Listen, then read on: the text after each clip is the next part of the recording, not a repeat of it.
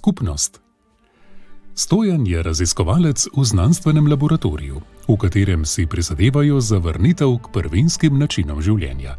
Z drugimi besedami, želijo si manj škodljivih stvari, ki jih je ustvarila civilizacija, saj je Zemlja že tako preveč onesnažena. Gre za vrhunski laboratorij. Preteklo leto so dobili najvišjo nagrado na mednarodnem natečaju Global Earth Savers. Odkrili so namreč, kaj je ključno za ustavitev napredka civilizacije. Ohromiti je potrebno skupnosti. Prav skupnosti namreč naši civilizaciji pomagajo, da se krepi in razvija. Skupnost je bila potrebna, da smo se ogreli, ujeli mamuta, zgradili piramide, mesta, tovarne in avtoceste. Skupnost je namreč več kot le skupina ali ekipa.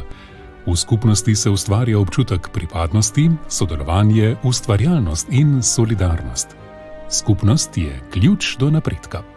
Posameznik sam le težko ustvari presežek. V nagrajenem članku je Stojan razkril 42 načinov, kako ohromiti skupnost. Danes pa gre za res.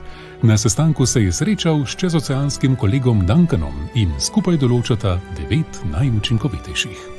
Ujeli pa smo ju ravno pri sestavljanju zaključnih priporočil. Oglejmo si jih. Vzgajaj vase zagledane posameznike, takšne, ki jim ne bo mar za pripadnost in skupno identiteto. Če ne bo pristnih odnosov in skupnih vrednot, ne bo pripadnosti. Skupnost bo težko prebrodila krize in izzive, ki jo čakajo.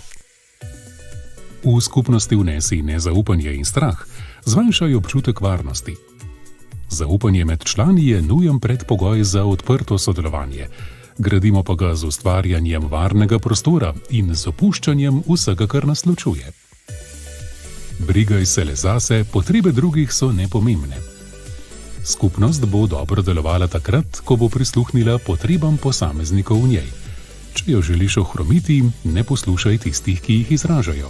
Spodkopavaj tudi vzajemno pomoč in solidarnost med člani.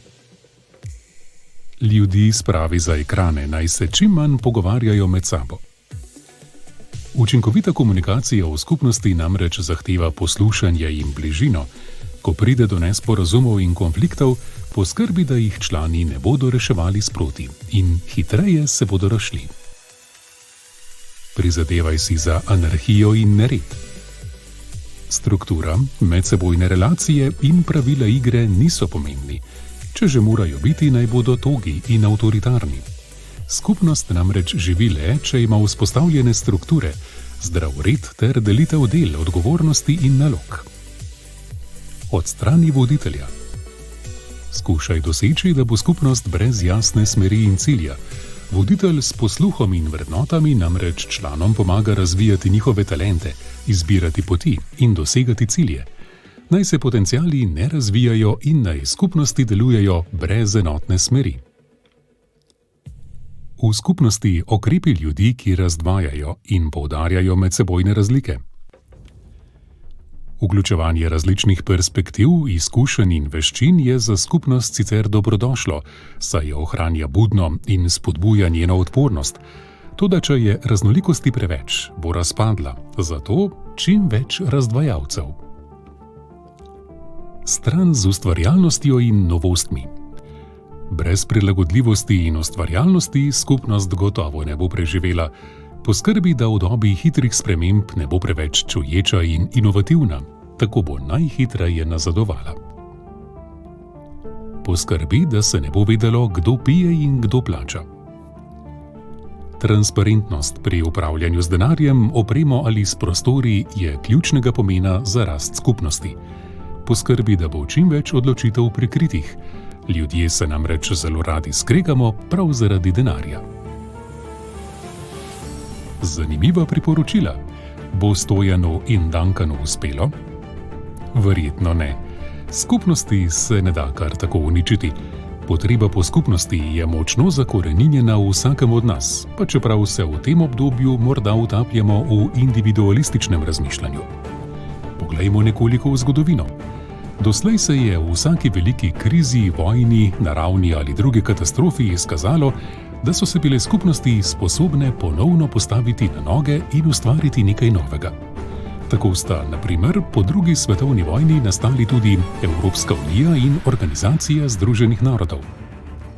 Kakorkoli, Stojanu in Duncanu dopustimo, da končata sestanek. Mi pa si med tem poglejmo 3 ključne poudarke njune zgodbe. Prvič, skupnost je več kot zgolj skupina ljudi. Gradijo jo globlje medčloveške vezi, zaupanje in skupne vrednote. Drugič, današnjo raven civilizacije smo dosegli prav preko povezovanja in sodelovanja. Zgolj individualistični pristop pomeni korak nazaj. In tretjič, za uspešno, odporno in v prihodnost usmerjeno skupnost so značilni skupna identiteta, varnost in zaupanje, odgovor na potrebe članov, uspešna komunikacija, struktura in vloge, dobro vodenje, vključevanje različnosti, prilagodljivost in ustvarjalnost ter dobro upravljanje z viri.